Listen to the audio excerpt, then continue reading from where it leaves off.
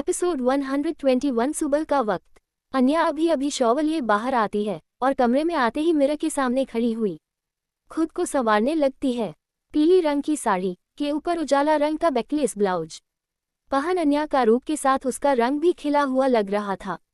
अन्या जल्दी जल्दी तैयार हुए जा रही थी, तभी उसकी नज़र अपनी ब्लाउज की डोरी पर जाती है जो बंधी नहीं थी। ये देख वो जैसे ही बांधने को होती है कि कमरे का दरवाजा खुलता है और रुद्र अंदर आता है। उसके पूरे शरीर पर पसीने की बूंदें मोती की भांति चमक रही थी।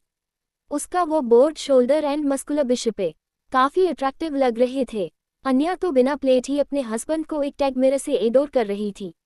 रुद्र अपने बालों को झटकते हुए खुद को टॉवल से पोंछता हुआ अंदर आता है, तभी उसकी नज़र अन्या पे जाती है, जिससे देख वो भी उसमें उलझता हुआ एक शरारती न दिखने वाली मुस्कान लिए उसके करीब बढ़ते लगता है और एक झटके में उसकी कमर पकड़ अपने तरफ खींचता है और उसकी पीठ सीधा रुद्र के चेस्ट से टकरा जाती है।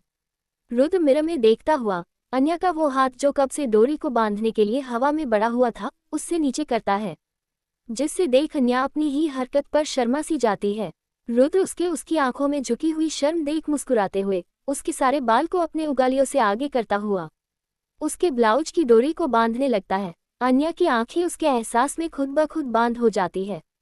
ऐसा नहीं था कि ये एहसास उसके लिए नए थे, पर न जाने क्यों जब भी रुद्र उसके यूं करीब आता है अन्या को हर बार कुछ नए सी जज्बात महसूस होते हैं, जिससे शब्दों में बयां करना नामुमकिन सा था।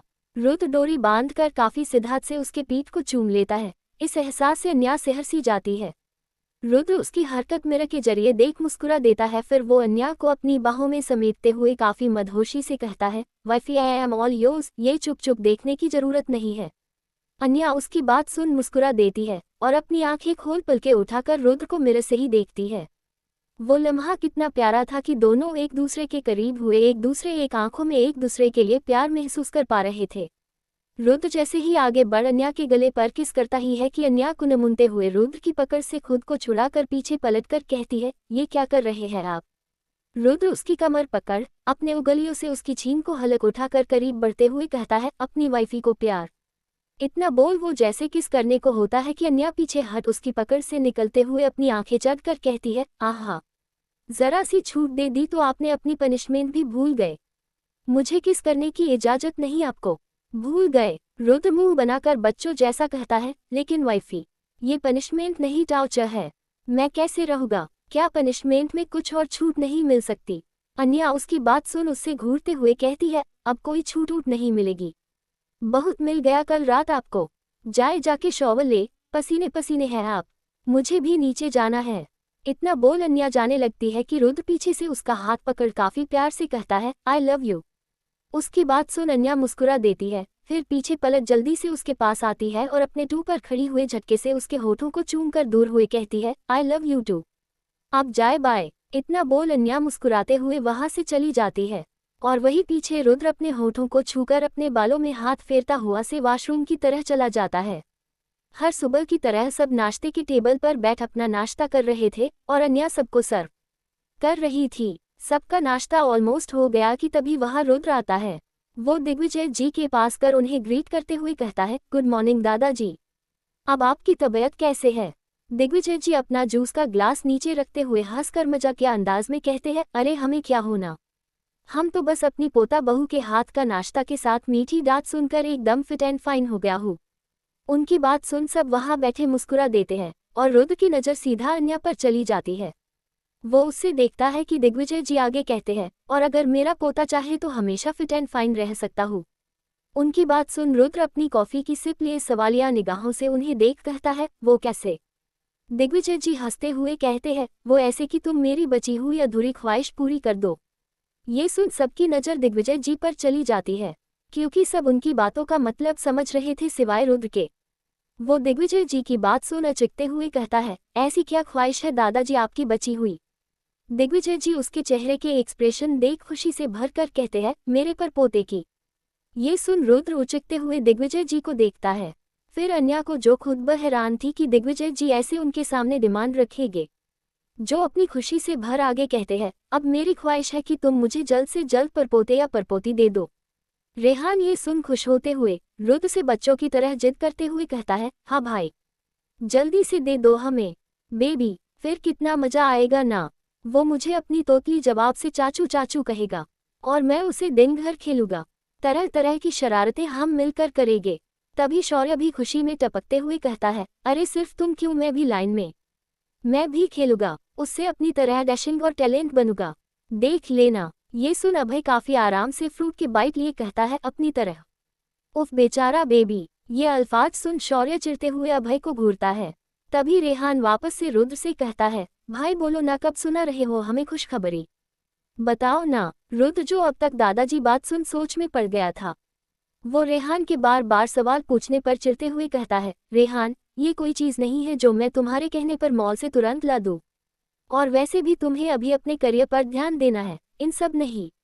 तभी दिग्विजय जी बीच में टपकते हुए एक क्यूशियस मुस्कान के साथ कहते हैं, और हमारा क्या, हमारा करियर तो अब हमारा परपोता या परपोती ही होगी। रुद्र उसकी बात निशब्द हुए कहता है, पर दादाजी इतनी जल्दी। दिग्विजय जी मुंह बनाकर कहते हैं, जल्दी कहा है, तुम दोनों की शादी को 1 साल होने को आए हैं और ये गलती तुम्हारी है कि तुम्हें अकल देर से आई, तो अब हम क्या करें।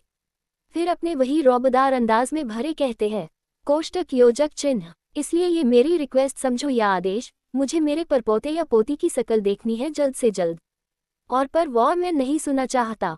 ये सुन तो बेचारा रुद्र का मुंह ही बन जाता है। एपिसोड 122। रेहान घर से ऑफिस के लिए निकल रहा था, तभी पीछे से उसके कानों रुद्र की आवाज पड़ती है, रेहान। रेहान रुककर पिछले पलट जब देखता है तो रुद्र उसके पास आते हुए कहता है, रेहान ऑफिस जा रहे हो ना। तो रुद्र अपनी बात पूरी करता कि तभी रेहान बीच में टपकते हुए सारा समूह बनाकर कहता है, अनफॉर्चुनेटली हाँ भाई, और कहीं जाने का ऑप्शन आपने छोड़ा है मेरे लाइफ में। अपनी कोहनी रुद्र के कंधे पर टिकाकर काफी बेफिक्र से कहता है, अगर आप मेरे भाई नहीं होते तो सच में मेरी लाइफ में जल्लाद से कम नहीं होते। रेहान अपनी बात कहते हुए जैसे अपनी निगाहें घुमाकर रुद्र की तरफ देखे तो वो खुद ही अपनी बातों और हरकतों पे सकपका कर पीछे हटते हुए कहता है, भाई मेरा मतलब वो नहीं। रुद्र उसकी बात सुन गुस्से में उससे घूरते हुए कहता है, तुम्हारा मतलब मैं अच्छे से समझ गया हूँ। ऑफिस टाइम पर पहुंच जाना, वरना जो जल्लाद तुम्हें अभी अपने भाई में दिख रहा है वो कुछ देर में तुम्हें अपने बॉस में भी दिख सकता है। रुद्र अपनी बात कहकर रेहान को काफी बुरी तरह घूरता हुआ वहां से चला जाता है। वही रेहान रुद्र की बात सुन मुंह बनते हुए कहता है, कमाल है, मुझे नहीं पता था कि इस देश में अपनी मन की बात कहने पर भी धमकी मिलती है। इस नन्हे से बच्चे ने आखिर किसी का क्या बिगाड़ा है, पहले खुद ही टोकते हैं फिर खुद ही धमकी दिए चले जाते हैं। जल्दी चल रेहान, वरना तेरा भाई की तुझे आज जीते जी नरक के दर्शन करा देगा। इतना बोल रेहान भी वहां से निकल जाता है। वही कमरे में अन्या आज सुबह नाश्ते में दिग्विजय जी की रुद्र से पोते की ख्वाहिश जताने वाली बात सोच रही थी। बच्चे का नाम सुन अन्या के दिल में जैसे एक आह सी उठ रही थी। कुछ अतीत के पन्ने जैसे उसके पुराने जख्म कुरेद उससे वापस से वो दर्द का एहसास करा रहे थे। अन्या यही सोच थोड़ी परेशान सी हो गई थी। कुछ पन्नों के एहसास में डूबे अन्या का हाथ खुद ब खुद उसके पेट को छूने लगा। उसके आंखों से एक आंसू का कतरा उसके गालों पर लुढ़क सा आया। वो धीरे से दबी आवाज में कहती है, माय बेबी। वही दूसरी तरफ ऑफिस में दोपहर का वक्त रुद्र अपने सारे डिपार्टमेंट के हेड के साथ मिले एक अपकमिंग प्रोजेक्ट के सिलसिले में उनकी राय और प्रेजेंटेशन देख रहा था। रुद्र सारी चेंज पॉइंट करवाते हुए माकंग हेड व्यास सिंह की तारीफ करते हुए कहता है, impressive mister Vyas, thought time your team work so hard, all it's quite impressive, well done. Mister Vyas Singh उम्र 50 की होने आई थी, पर काम के प्रति उनकी लगन कभी ढीली नहीं पड़ी। वो इस इंडस्ट्री में करीब अपनी आधी उम्र से काम कर रहे थे। वो स्वभाव से जितने भोले थे, काम में उतने ही पैसेंट, और अपने बॉस के मुंह से जनरली तारीफ न बोल सुनने वाले, पल में जीने वाले। आज जैसे 7वें आसमान पे चढ़ गए थे। वो खुश होते हुए कहता है, thank you sir, thank you so much. ये सब तो मेरी नई इंटर्न का टैलेंट है। काम उम्र में उनकी टैलेंट मुझे खुद आचार्य कर देता है, और ये सारा आइडिया भी उसी का था। व्यास जी के मुंह से अपने से जायद एक इंटर्न की तारीफ सुन रुद्र एक भोई चढ़ाकर अमन से कहता है, हु इज शी। अमन कुछ कहता कि उससे पहले व्यास जी एक्साइटेड हुए कहते हैं, sir she is completed talented package. अभी 1 मंथ ही हुआ है उसके ज्वाइन करने से, पर उसका काम अब तो मार्क है। रुद्र एक इंटर्न की इतनी तारीफ सुनकर बिना किसी भाव के कहता है, all right, you give my appreciation to her. व्यास जी हाँ में सिर हिलाकर कहता है, ओरखे सर। रुद्र अपनी मीटिंग खत्म कर वहां से चला जाता है। विश जी की आज खुशी का ठिकाना नहीं था। वो खुशी खुशी अपने डिपार्टमेंट जाते हैं। और उस इंटर्न के वर्कस्पेस में जाते हैं तो वो उन्हें वहां नहीं मिलती। ये देख व्यास जी अपने असिस्टेंट से पूछते हैं, ये कहाँ गई? असिस्टेंट व्यास जी की बात सुन उन्हें बत्ती है, सर वो तो 2 घंटे पहले ही छुट्टी का बोल घर चली गई। उसने कहा कुछ इमरजेंसी पर्पस है। व्यास जी ये सुन मायूस हुए कहते हैं, हाँ सर जी, प्रैक्टिशन के लिए सब इतनी मेहनत करते हैं, आज जब उसे वो मिल रहा है तो ये लेने के लिए है ही नहीं। उसने कितनी मेहनत की थी, पर कोई नहीं, कल उसके आने पे मैं खुद उससे ये खुशखबरी दूंगा। इतना बोल व्यास अपने काम में लग जाते हैं। वही मीटिंग से आने के बाद रुद्र अपना फोन लिए अन्या को कॉल करता है, पर फुल रिंग जाने के बाद भी वो अपना फोन नहीं उठती। ये देख रुद्र को काफी अजीब लगता है। 2-4 बार फुल रिंग के बाद भी जब अन्या फोन नहीं उठती तो रुद्र काफी परेशान सा हो जाता है। एपिसोड 123। 2-4 बार फुल रिंग के बाद भी जब अन्या फोन नहीं उठती तो रुद्र काफी परेशान सा हो जाता है। पर जैसे ही वो आखिरी बार उससे ट्राई करने का सोच को लगता है तो अन्या कुछ रिंग जाने के बाद फोन उठाकर मुरझाई हुई आवाज में कहती है, हेलो। अन्या की आवाज में इतना लो सुन रुद्र परेशानी भरे स्वर में कहता है, वाइफी क्या हुआ? तुम ठीक हो? अन्या रुद्र की फिक्र भारी आवाज सुन खुद को संभाल कहती है, हाँ मैं बिल्कुल ठीक हूँ, आप बताए खाना खा लिया आपने? रुद्र अन्या की में अब भी कुछ अलग सा महसूस हो रहा था, जैसे कुछ हो जो अन्या को तकलीफ दे रहा हो। रुद्र ये सब महसूस कर खामोशी से कहता है, नहीं अभी नहीं, तुमने खा लिए? अन्या रुद्र के सवाल पर एक पल खामोश हुए कहती है, हम खा लिए, आप भी खा लेना। रुद्र अन्या का फीका सा जवाब सुन ओरखे कहकर सीधा फोन काट देता है। अन्या रुद्र के कॉल करने पर 2 पल अपने फोन को देखती है, जहां उसकी और रुद्र की खुशियों की तस्वीर लगी थी। देखते ही देखते वापस से उसकी आंखें भर आती है और अपने दर्द, डर, बेचैनी के बारे में सोचते हुए रुद्र की फोटो को देख कहती है, कितना कुछ है अतीत के पन्नों में जो आपसे कहने को भी एक पल दिल करता है और अगले ही पल इन खुशियों को खोने का डर सताता है। डर लगता है कहीं हमारी मोहब्बत मेरे अतीत के दर्द का ना मोहरा बन जाए। एक बार तो संभाल चुकी थी सब लूटा कर, सब खोकर, सब मिटा कर, लेकिन अगर इस बार मेरी मोहब्बत ने अगर मेरे साथ छोड़ दिया तो सच कहती नहीं पता किसके सहारे जियोगी। इतना कहते हुए उसकी आंखें, पलके, गाल सब आंसुओं की दहरा से भीगने से लगते हैं।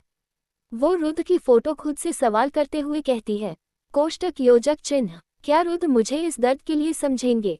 मेरी गलती न होते हुए भी क्या वो औरा की तरह मुझे गुनहगार समझेंगे?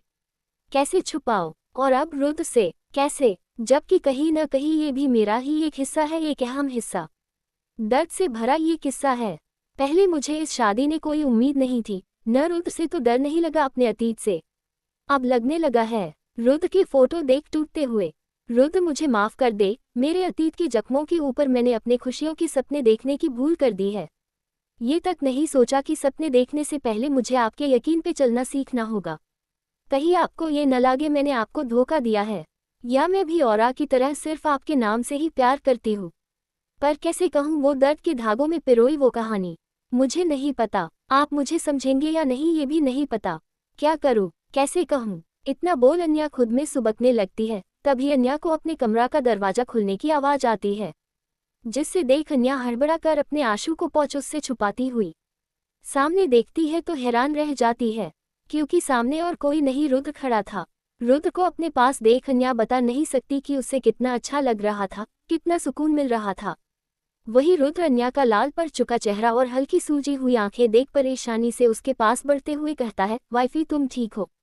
तुम, वो इतना ही कहता है कि उसके अन्या के करीब बैठते ही बेड पर अन्या झटके से उससे लिपट जाती है और काफी टाइटली हग करती है। उसका हग ऐसा था कि वो रुद्र से कुछ घंटों से नहीं बल्कि जन्मों से दूर थी। रुद्र अन्या इस हरकत पहले तो आवाक रहता है, फिर अपना हाथ खुद आगे बढ़ता उससे अपनी बाहों के आगोश में लेते हुए प्यार से उसके सिर पर हाथ फेर कहता है, वाइफी क्या हुआ है तुम्हें? तुम्हारी आवाज फोन पे इतनी लो साउंड कर रही थी कि मुझे फिक्र होने लगी। सुबह तक तो तुम बिल्कुल फाइन थी, अचानक क्या हो गया? अन्या उसके ऐसे सवाल सुन बिना उससे दूर हुए वैसे ही उसकी बाहों में खुद को महसूस करते हुए कहती है, कुछ नहीं हुआ है, मैं ठीक हूँ, और जो ठीक नहीं था वो आपको करीब पाकर ठीक हो गया। रुद्र उसकी बात सुन अपनी आईब्रो उचका देता है। अन्या की आवाज अब तक उसे भरी लग रही थी, जिससे सुन रुद्र उससे खुद से जबरदस्ती अलग हुए फिक्र से कहता है, नहीं तुम ठीक नहीं हो, मुझे देखने दो पहले। इतना बोल वो जैसे ही अन्या का चेहरा देखता है तो उसके गाल और नाक काफी लाल हो चुके थे, साथ ही जब वो उसके माथे को टच करता है तो वो काफी गर्म होता है। जिससे देख रुद्र गुस्से में फिकर से कहता है, वाइफी तुम्हें इतनी तेज फीवर है और तुमने मुझे बताया भी नहीं। कैसे हो गया ये सब अचानक? क्या बात है? रुको मैं अभी डॉक्टर को कॉल करता हूँ। ये बोलते हुए जैसे ही रुद्र अपना फोन निकलता है डॉक्टर को कॉल करने के लिए कि अन्या उसके हाथ से फोन छीन चिढ़ते हुए कहती है, क्या डॉक्टर को छोटी छोटी बातों पे फोन करते हैं? मैं ठीक हूँ, बस हल्का सा फीवर है, दवाई लूंगी तो ठीक हो जाऊंगी। अन्या की बात सुन रुद्र उससे घूरता हुआ कहता है, वाइफी ये छोटी बात नहीं है, तुम्हें फीवर है तो तुम्हें डॉक्टर को दिखाना ही होगा, ये लापरवाही नहीं चलेगी। डॉक्टर को पता होता है कि तुम्हें क्या देना है। अन्या उसकी बात सुन जिद करते हुए कहती है, जी नहीं, मर्जी को पता है उसे क्या चाहिए। फिर अपनी बाहें उसकी बाहों में लपट कर रुद्र के कंधे पर सिर रख काफी प्यार से उसके करीब बढ़ कहती है, और मुझे सिर्फ आपका साथ चाहिए। हर वक्त, चाहे बीमारी हो या तंदुरुस्ती में, चाहे दर्द हो या तकलीफ में, चाहे अकेलेपन में हो या भीड़ में, चाहे खुशी हो या गम में, चाहे डर में हो या दुख में, मुझे हर वक्त आपका साथ चाहिए। इतना बोल वो अपना सिर रुद्र के कंधे पर सिर रख लेती है। रुद्र अन्या के बोलने पर कुछ कह ही नहीं पता। रुद्र जो पता नहीं क्यों आज अन्या आंखों में बातों में खुद के एक सवाल सा लग रहा था, जैसे उससे कुछ पूछ रही हो, कुछ बता रही हो। पर रुद्र के लिए इस वक्त अन्या के बातों की पहली को समझने से ज्यादा उसकी तबीयत मैटर करती थी। इसलिए वो सारी बातें को साइड रखते हुए प्यार से उसके गाल पर हाथ रख कहता है, ठीक है, तुम मेडिसिन खाकर आराम करो, पर हाँ अगर कुछ देर में बुखार नहीं उतारा तो मैं हॉस्पिटल लेकर चलूंगा, तब तुम मुझसे बिना कोई जिद मेरी बात मानोगी। अन्या अच्छे बच्चे की तरह हमें सिर हिला देती है। रुद्र अपने साइड टेबल से अन्या को मेडिसिन देते हुए उससे ठीक से अपनी बाहों में भर प्यार से उसका सिर सहलाते हुए एक बार उसका माथा चूम लेता है, फिर उसका हाथ मजबूती से थाम अपनी आंखें बंद कर लेता है।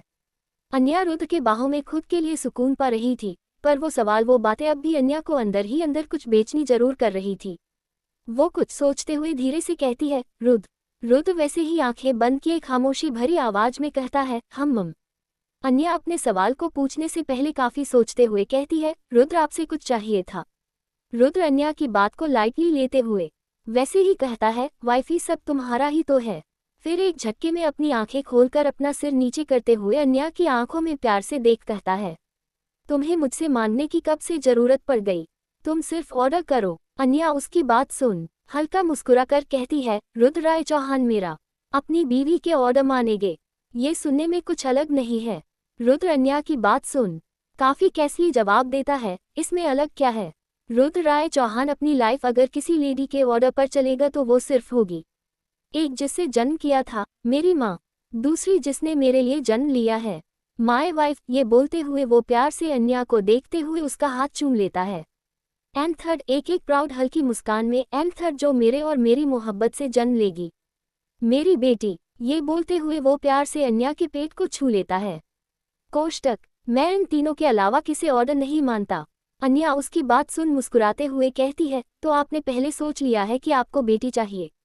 रुद्र अन्या की बात सुन अपनी बात पे गौर करता है। उसने तो ऐसा कुछ नहीं सोचा था, वो तो खुद ब खुद उसके दिल था जो आज उसने अन्या से कहा था बेबी बेटी ही होगी, इस बात पे तो उसने गौर ही नहीं किया। पर अगर बेटी हुई तो ये सोचकर ही रुद्र के दिल में अलग सी खुशी ही लहर उमड़ने लगी।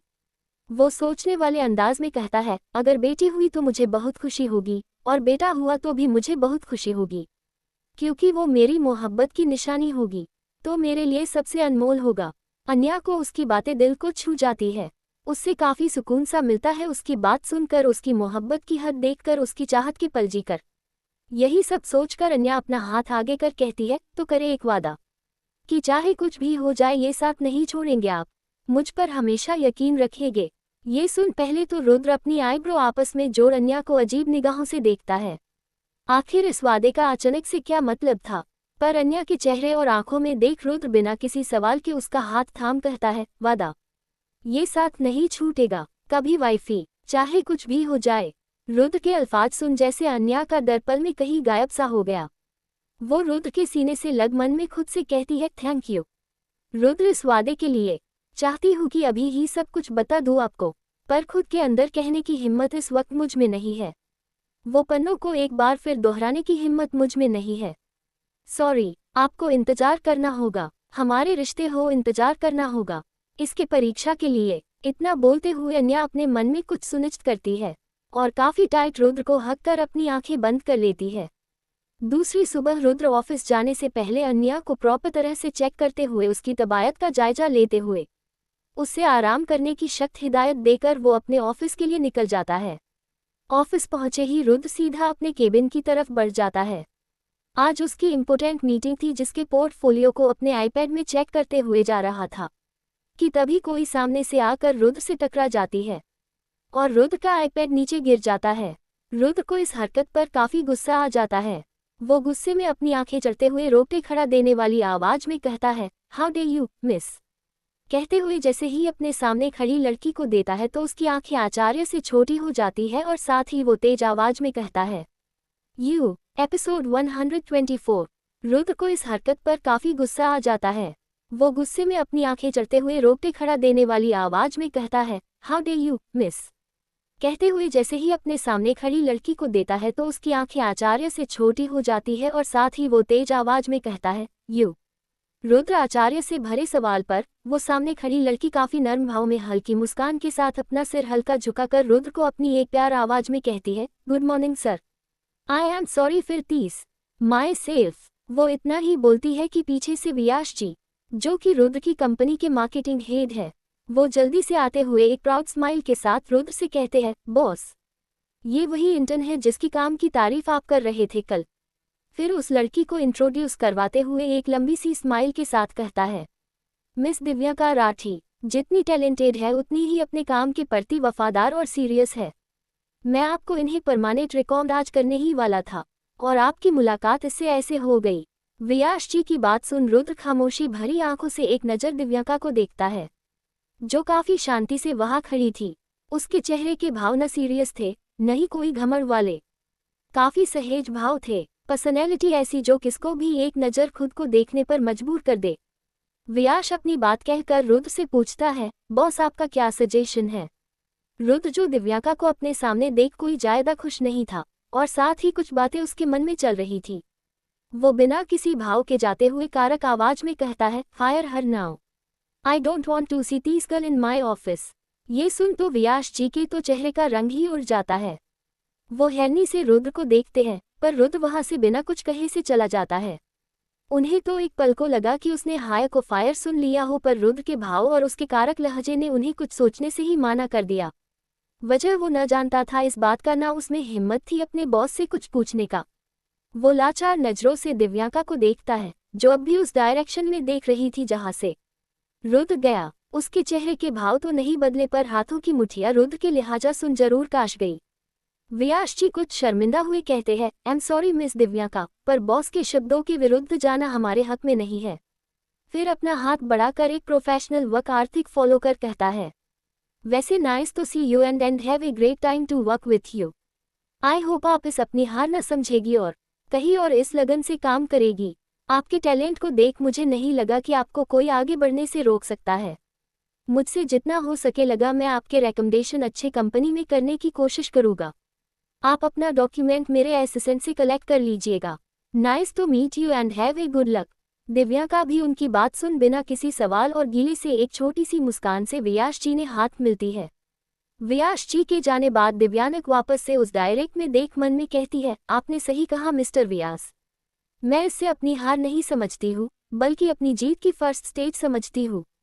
सबके नज़र में मैं जरूर हरी हुई लग रही हूँ पर असल में ये पहली जीत है। रुद्र राय चौहान, जिस कंपनी में तुम मुझे काम करने के लायक नहीं समझते बहुत जल्द तुम खुद मुझे इस कंपनी में जॉब ऑफर करोगे। Wait and watch. इतना बोल दिव्या काफी अदा से मटकते हुए ऑफिस से निकल जाती है और किसको को कॉल कर कुछ बताती हुई वहां से चली जाती है। वही शाम में अन्या हॉल के सोफे पर बैठी रुद्र का ही इंतजार कर रही थी। कुछ पल में रेहान अपना ऑफिस खत्म कर थका हरा घर आता है और अन्या चुपचाप बैठा देख उसके तरफ बढ़ जाता है और साथ ही मुंह बनाकर शिकायती लहजे में कहता है, आह भाभी आपके पति ने देखो मेरा क्या हाल कर दिया है। मेरा एक एक बूंद खून निचोड़ दिया है काम करवा के। अन्या की रेहान की नोट की भरी बातें सुन हंसते हुए उससे पानी का ग्लास देते हुए कहती है, क्यों वो सिर्फ मेरी पति है तुम्हारा भाई नहीं है। रेहान पानी का सिप लिए एक बेचारा सा मुंह बनाकर कहता है, अरे भाभी भाई होते तब अपने इन नन्हे मुन्हे छोटे से भाई पर इतना अत्याचार करते। आप ही बोलो। आपको पता है भाई ना मेरे लव लाइफ के दुश्मन बने बैठे हैं। खुद को आपके जैसी लवली वाइफ ले आए हैं और मेरी बारी में अभी अभी 3 साल के मेहनत से पति गर्लफ्रेंड से भी ब्रेकअप करवाने के पीछे पड़े हैं। अन्या जो रेहान की बात सुन मुस्कुरा रही थी, वो मजे लेते हुए अपनी आईब्रो उचकाकर पूछती है, अच्छा वो कैसे भला? रेहान अपनी धुन में अन्या को अपना दुखड़ा राग सुनते हुए कहता है, वो ऐसे कि उन्होंने मेरे काफी टाइट रोल बना रखे हैं ऑफिस में, मैं खुद की मर्जी से सांस भी नहीं ले सकता। मुझे खुद के लिए टाइम नहीं मिलता, तो आप ही बताएं मैं उसके लिए कैसे टाइम निकालूं? 3 दिन से मुलाकात भी नहीं हुई है, और अब तो आउट ऑफ सिटी भी चली गई है 1 हफ्ते के लिए। आप ही बताएं क्या करूं मैं? अन्या उसका दुखड़ा राग सुन काफी अफसोस में अफसोस जाते हुए कहती है, छू छू बेचारे मेरे देवर जी, क्या हाल बन गया है तुम्हारा? रेहान मायूसी वाली शकल के साथ कहता है, वही तो भाभी, मेरे खुद का भाई मेरे लिव लाइफ का विलन बने बैठे हैं। मुझे तो समझ नहीं आता आप कैसे झेलती है उन्हें, कैसे संभालती है? रेहान इंजन करने की कोशिश करते हुए कहता है, मैं तो इमेजिन भी नहीं कर पा रहा हूँ कि भाई आपसे रोमांटिक बातें भी कर सकते हैं, जैसे उनका नेचर और शकल है न, उससे तो सिर्फ बिजनेस रिलेटेड सीरियस टॉक ही हो सकता है। मैं तो कहता हूँ भाभी कि आप उन्हें काम से थोड़ा ब्रेक दिलाओ ताकि हम भी थोड़ा चैन की सांस ले सके, बिल्कुल मशीन ही बच चुके हैं वो। अन्या रेहान की बात सुन मुस्कुराते हुए कहती है, ऐसा कुछ नहीं है रेहान, तुम्हारे भाई नॉर्मल है, वो मुझे बहुत अच्छे से ट्रीट करते हैं, हाँ थोड़ा काम में बिजी रहते हैं, पर जब वो मेरे साथ होते हैं तो सिर्फ मेरे साथ होते हैं, मुझे कोई शिकायत नहीं है उनसे। फिर एक शर्म भरी शरारत मुस्कान के साथ कहती है, वैसे सच कहूँ तो तुम्हारे भाई जितना रोमांटिक कोई हो ही नहीं सकता। ये सुन तो अचानक ही रेहान को खांसी सी आने लगती है। वो खुद को संभालते हुए कहता है, क्या कह रही हो भाभी? भाई और रोमांस, ये कॉम्बिनेशन तो ऐसा है जैसे, सोचने वाले अंदाज में सोचते हुए कहता है, हम जैसे, लाइक चॉकलेट आइसक्रीम के ऊपर करेले का रस, एंड लाइक मीठे के साथ तीता, बिल्कुल अपोजिट एंड रेयर। आप सोच लो, आप जिसकी बात कर रही हो वो भाई ही है ना? कहीं कोई अपने आज रोमांटिक मूवी देखकर उस हीरो के कैरेक्टर में भाई को इमेजिन तो नहीं कर लिया? इतना बोल वो हंसने लगता है। अन्या उसकी बात सुन उससे मुंह बनते हुए घूरती है। वो रेहान अपनी हंसी रोकने की कोशिश करते हुए कहता है, सॉरी भाभी, पर मेरा मन आपको हर्ट करने का नहीं था, मैं तो बस आपको सच्चाई से रूबरू करवा रहा था। आप भी क्या सोचती है? वो गुस्से वाले, अलल, जिद्दी, जल्लाद सब है। मैं एक पल को खुद को प्रेसिडेंट मान सकता हूँ, पर भाई को रोमांटिक कभी नहीं मान सकता। इतना बोल वो हंसने लगता है कि तभी उसके कानों में एक रोबदार और कारक आवाज पड़ती है, क्या नहीं मान सकते रेहान?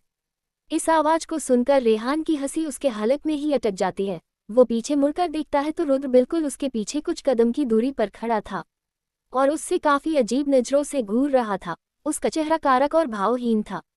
रेहान की तो सिटी पिटी गुल हो जाती है। उससे समझ नहीं आता कि रुद्र उसकी कितनी बातें सुनी। वो अपने साइड में खड़ी अन्या को बेचारों वाला शकल बनाकर देखता हुआ हेल्प की आश से देखता है, तो अन्या मुकुसरते हुए अपना सिर हल्का नमे सिर हिला देती है। ये देख तो बेचारा रेहान अपना मुंह लटक लेता है। उनके इशारों भरी बातें इग्नोर कर रुद्र सीधा अन्या के पास आता है और प्यार से उसका सिर छूकर उसका टेम्परेचर चेक प्यार से उसके गालों पर हाथ रख कहता है, अब कैसे फील कर रही हो वाइफी? टेम्परेचर फिर तो नहीं ना बढ़ा, हम डॉक्टर के पास चल सकते हैं। अन्या उसकी बात सुन नमे सिर हिलाते हुए उसका हाथ अपने हाथ में लेकर कहती है, नहीं मैं बिल्कुल ठीक हूँ, डॉक्टर की जरूरत नहीं है मुझे। ये सुन रुद्र प्यार से उसके गालों को अपने अंगूठे से सहलाकर उसके माथे को अपने लिबों से चूम लेता है। वो प्यार से अन्या की आंखों में देखता है। वही इनकी मोहब्बत की अपनी आंखें फाड़े फाड़े रेहान खुले मुंह से देख रहा था। तभी पीछे से कोई रेहान के सिर पर जोर से चपत लगाते हुए तेज आवाज में कहता है, तुझे शर्म नहीं आती? यू आंखें फाड़ फाड़ कर खुले मुंह दो लफ्ज बस देख रहा है। रेहान अपना सिर सहलते हुए झलाए अंदाज में कहता है, आह शौर्य भाई, इसमें मेरी क्या गलती? जब सीन ओपन में लाइव चल रहा है तो। शौर्य उसकी बात सुन उसका कान खींचते हुए कहता है, अच्छा बच्चों, कभी मेरी मूवी तो ऐसे आंखें फाड़ फाड़ कर देखी, जबकि मेरे तो कैसे पैशन वाले लव सीन होते हैं। इतना बोल शौर्य प्राउड स्माइल के साथ अपने बगल में खड़े अभय से कहता है, क्यों भाई, सही कह रहा हूं ना? अभय उसकी बकवास सुन मुंह बनकर कहता है, मुझे क्या पता, मैंने कभी गौर से देखा कहाँ है। अभय के मुंह से ये सुन शौर्य गुस्से में उससे घूरता है तो रेहान अपना कान छुड़ाकर हंसते हुए कहता है, सही कहा अभय भाई ने, उन सीन में गौर से देखने लायक होता कहा कुछ भाई, असली मजा तो यहाँ रुद्र और अन्या की तरफ इशारा कर कहता है, लाइव देखे में है। उनकी कन्वर्सेशन से डिस्टर्ब हुए रुद्र और अन्या उसकी बात सुन रहे थे। अन्या तो हल्का शर्मा सी गई, लेकिन रुद्र उसके भाव तो काफी किस्मती जो सिर्फ अपने वाइफ के लिए दिखते थे, वो कैसे दूसरों की बकवास के लिए बर्बाद करे। एपिसोड 125। सब हंसी मजाक में उनके पास आते हैं और शौर्य रुद्र को घूरते हुए कहता है, यार तुझे भी शर्म नहीं आती, हम जैसे सिंगल लोगों के सामने अपनी ब्यूटीफुल वाइफ के साथ रोमांस कर रहा है, वो भी खुलेआम। फिर अभय के कंधे पर मासूम बने सिर रखकर अपनी नौटंकी करते हुए बेचारा बनकर कहता है, कोष्टक योजक चिन्ह, ये नहीं सोचा कि हमारे दिल पर क्या बीतेगी। शौर्य की बैकवर्स बातें उन रुद्र एक नज़र अन्या को देख उसका हाथ पकड़ते हुए उसकी तरफ देख काफी बेपरवाही से कहता है, तो मैंने तुम लोग को सीगल रहने को कब कहा? तुम भी शादी कर लो, मैंने तुम लोग को बांध बार थोड़ी रखा है। रुद्र का बेरुखी वाला रिएक्शन देख शौर्य अपने झूठे आंसू पोते हुए अभय के कंधे सिर रख रोने की एक्टिंग करते हुए कहता है, देख रहा है बावर्ची, ये अकरू चौहान कैसी कैसी बात कर रहा है।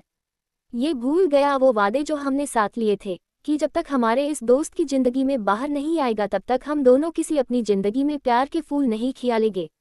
और ये आज न फरमोश बंदा आज हमारी सारी कुर्बानी को यूं भूल कर हमें दूर में डूबे मक्खी से निकल रहा है। हाय, ये सुनने से पहले मैंने कोई गर्लफ्रेंड क्यों नहीं बना ली। शौर्य अपनी नौटंकी करते हुए अभय के कंधे पर सिर पीट रहा था और उसकी इस एक्टिंग को देख अभय, रेहान और अन्या मुंह दबाए हंस रहे थे और वही रुद्र काफी गुस्से में उससे घूर रहा था। वो गुस्से में उससे देखते हुए कहता है, शौर्य स्टॉप डूइंग थिया। उसकी आंखों को देख शौर्य अभय के पीछे छिपे हुए दबी आवाज में कहता है, जायदा हो गया क्या? अभय हंसते हुए, हास्याद। शौर्य गुस्से में अभय के कंधे पर मरते हुए कहता है, बरवाची तू मुझे रोक नहीं सकता था, हर कोई काम का नहीं, तू अपनी बरवाची ही संभाल। उनकी नोक झोंक देख अन्या हंस देती है, जिसकी आवाज सुन रुद्र शांत हुए उसकी हंसी को देखने लगता है। रेहान प्यार से अपने भाई को अपनी भाभी को देखते हुए पाकर कुछ सोचकर रेहान स्टाइल से रुद्र के करीब बढ़ उसके कंधे पर हाथ रख कहता है, तो भाई आपने क्या सोचा? रुद्र उसका हाथ अपने कंधे से झटकते हुए उससे बिना किसी भाव के अपनी एक आईब्रो उठते हुए पूछता है, किस बारे में? रेहान खुशी से भर कहता है, भाई मुझे चाचू बनने के बारे में। देखो भाई, आप बिजनेस के अलावा सब कामों में आपका दिमाग काफी लेट लतीफ काम करता है, चाहे वो शादी करने में हो या इतनी अच्छी हमारी भाभी लाने में या भाभी की इम्पोर्टेंस समझने में या अपने दिल का हाल जाने में। अपने छोटी छोटी चीज़ों में इतना लेट किया है तो मुझे डर कि आप मुझे चाचू सुनने के लिए कहीं चारों धाम की यात्रा करना ना पड़े। आप समझ रहे हैं न भाई? तभी शौर्य भी खुशी से उसका साथ देते हुए अन्या से कहता है, हाँ भाभी, अब आप ही इस नालायक को समझो और हमें चाचू बना दो। अन्या उनकी बात सुन कुछ कह ही नहीं पा रही थी। वो शर्म से इधर उधर देख कहती है, आप सबको भूख लगी होगी ना, मैं खाना लिखवाती हूँ। खाने का नाम सुन रेहान और शौर्य बाकी सारी बातें को भूल कर अपने पेट कर हाथ रख कहते हैं, हाँ भाभी, हम ये बात बाद में भी कर लेंगे, हमें तो बहुत भूख भी लगी है, चूहे आपके हाथ के पराठे खाने के लिए बेताब हुए जा रहे हैं, कुछ अच्छा सा बना दो बस। तभी रेहान कहता है, हाँ हाँ भाभी, मूंग दाल का हलवा खिला दो आज बस, आपके हाथों तो सच्ची मजा आ जाएगा। अन्या उनकी फरमाइश सुन मुस्कुरा देती है और हमें सिर हिलाकर उन्हें 5 मिनट इंतजार करने का बोल जैसे ही जाने लगती है कि रुद्र अन्या का हाथ पकड़ उससे अचानक ही अपनी गोद में उठा लेता है। ये देख सब हैरान के साथ खुश हो जाते हैं। शौर्य तो रेहान की आंखों पे हाथ रख देता है, जिससे रेहान झटकते हुए वापस अपनी खुले मुंह से सामने देखने लगता है। वही अन्या आचार्य से रुद्र को देखते हुए सिकपकाई हुई आवाज में कहती है, रुद्र ये आप क्या कर रहे हैं? नीचे उतरे, मुझे सब देख रहे हैं, हमें क्या सोचेंगे, उतरे नीचे। रुद्र अन्या की बात सुनकर भी इग्नोर करता हुआ उससे और मजबूती से पकड़ लेता है और सीढ़ियों की बढ़ते हुए कहता है, जिससे को जो खाना है वो शिव को बता दो, वो बना देगा, और हाँ अगर फिर भी मन न भरे तो खुद शादी कर लो तुम लोग और अपनी अपनी बीवियों को फरमाइश बताना, मेरी वाइफ को नहीं। रुद्र की बात सुन सब आवक से उससे देखते हैं, तो वही अन्या उसकी बात सुन उसके सीने पर मरते हुए कहती है, ये क्या बोल रहे हैं आप रुद्र? रुद्र अन्या की बात सुन काफी प्यार से उसकी आंखों में देख कहता है, ठीक बोल रहा हूँ वैफी, अगर तुम पूरा वक्त इन नालायकों की फरमाइश पूरी करने में लगी रहोगी तो हम दादाजी का दिया हुआ काम कैसे पूरा करेंगे? इतना बोल रुद्र अपनी एक आंख काफी शरारत से विंक कर देता है, जिससे देख अन्या कुछ बोल ही नहीं पाती। रुद्र आगे बढ़ता उससे पहले ही रेहान पीछे से मुंह बनते हुए शिकायत लहजे में कहता है, भाई ये गलत है, हमें भाभी के हाथ के पराठे ही पसंद है, इतने सालों से बेसुध उस सेफ के हाथों का ही खाना खा रहे थे और अब हमें सुवाद मिला भाभी के हाथों का तो आप हमसे वो छीन रहे हैं। रुद्र रेहान की बात सुन पहले तो उसे घूरता है, फिर कुछ सोचता हुआ कहता है, रेहान तुम पहले डिसाइड कर लो, टेस्टी खाना चाहिए या 4 धाम की यात्रा। ये बोल रुद्र एक डेविल स्माइल उससे देता हुआ वहां से अन्या को वैसे ही बाहों में लिए निकल जाता है। तो वही रेहान अपने सिर खुजलाते हुए कहता है, ये भाई हर वक्त मुझे धमकी क्यों देते हैं। तभी शौर्य उसके गले में हाथ डालते हुए कहता है, अरे मेरे भोले मुन्ना तेरा भाई तुझे धमकी नहीं चॉइस दी है। तू ही न चाचू बनने की जिद कर रहा था। अब अगर तुझे चाचू बना है तो पराठे की कुर्बानी तो देनी ही पड़ेगी। इतना बोल वो हंसते हुए वहां से चला जाता है। वही दूसरी सुबह अन्या रुद्र के लिए उसकी कॉफी उसके कमरे में ही लेकर जाती है। वो जैसे ही कमरे में आती है तो उसकी नज़र काफी सीरियसली काम करते हुए अपने लैपटॉप पे रुद्र पर जाती है, जो सोफे पे बैठ अपना काम कर रहा था। उसका चेहरा इस वक्त इतना फोकस नजर आ रहा था कि उसके आसपास होने किसी चीज की खबर न हो। अन्या एक नज़र उससे देख चुपचाप उसकी तरफ बढ़ जाती है और उससे बिना डिस्टर्ब किए कॉफी टेबल पर रख जैसे जाने लगती है कि अचानक ही पीछे से रुद्र उसका हाथ पकड़ झटके से अपने तरफ खींचता है और उसकी कमर को अपनी बाहों के गहरे में लिए उससे अपनी गोद में बैठाकर उससे होठों पर एक स्वीट किस करते हुए अन्या के बालों को संवारते हुए कहता है, कहाँ चली वाइफी यू चुपके चुपके। अन्या उसकी बात सुन मुस्कुरा अपनी बाहों का उसके गले में लपटे कहती है, चुपके चुपके नहीं जा रही थी, बस आपको काम के वक्त डिस्टर्ब नहीं करना चाहती थी, इसलिए जा रही थी। वैसे आपको कैसे पता मैं आया हूँ? मैंने तो कोई आवाज नहीं की और आपने नजर में आई तो फिर। रुद्र अन्या की बात सुन मुस्कुराते हुए उसके हाथों को अपने हाथों में जकड़ उसकी कलाइयों की चूड़ियों को काफी एहसास से अपने लिबों से छू कर कहता हूँ, इनकी खनक ही काफी तुम्हारे होने के दिलाने के लिए। फिर उसके करीब बढ़ काफी मदहोशी में उसके नेक कर और शोल्डर के बीच अपने नाक और लाभों से छूकर उन खुशबुओं में डूबे कहता है, और साथ ही तुम्हारी ये खुशबू ही काफी है मुझे तुम्हें अपने करीब महसूस करने के लिए। रुद्र प्यार से उसके गर्दन को छूता हुआ अपने हाथों से उसकी कमर और पेट पर हाथ फिरा रहा था। अन्या भी उस एहसास में डूबे रुद्र के बालों में अपनी उंगलियां चला रही थी। दोनों उस पल में डूबे ही थे कि उनके कानों में दरवाजा नोक होने की आवाज पड़ती है। आवाज सुनते ही अन्या हराबर कर रुद्र को खुद से दूर करती है, पर जैसे ही उठने को होती है कि रुद्र वापस से उससे अपनी गोद में खींचते हुए नाराजगी से कहता है, ये गलत बात है वाइफी, अभी मेरे मन नहीं भरा और तुम भाग रही हो।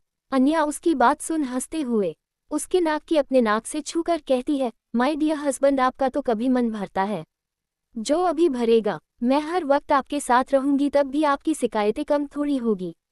वैसे दरवाजे पर कोई आया है इसलिए जा रही थी। अन्या के बोलने पर रुद्र कुछ कहता उससे पहले वापस से दरवाजा नोक होने की आवाज पड़ती है, जिससे सुन अन्या रुद्र को हल्का पुश किए उससे थोड़ी हटती है और अंदर आने की इज्जत देती है। रुद्र कुछ कर पता उससे पहले ही दरवाजा खुलता है और एक नौकर अंदर आता है। नौकर को देख रुद्र की भावे चैत जाती है। वो कुछ कहता है उससे पहले ही अन्या नौकर से आने की वजह पूछती है। नौकर काफी रिस्पेक्ट से सिर झुकाए नजरे नजरे नीचे लिए कहता है, मैम सर आप दोनों को बड़े साहब दादाजी ने नीचे बुलाया है। मैडम के रिश्तेदार मिस्टर राठी अपने परिवार के साथ आए हुए हैं। राठी परिवार का नाम सुन अन्या को काफी आश्चर्य होता है, क्योंकि रुद्र के यूं बदला लेने के बाद तो अन्या ने कभी मिस्टर राठी के परिवार वाले से बात नहीं न हाँ बस एयरपोर्ट वाले दिन बस दिव्यानिक से छोटी सी मुलाकात हुई, जिसका कोई मतलब नहीं बनाता यूं आने का।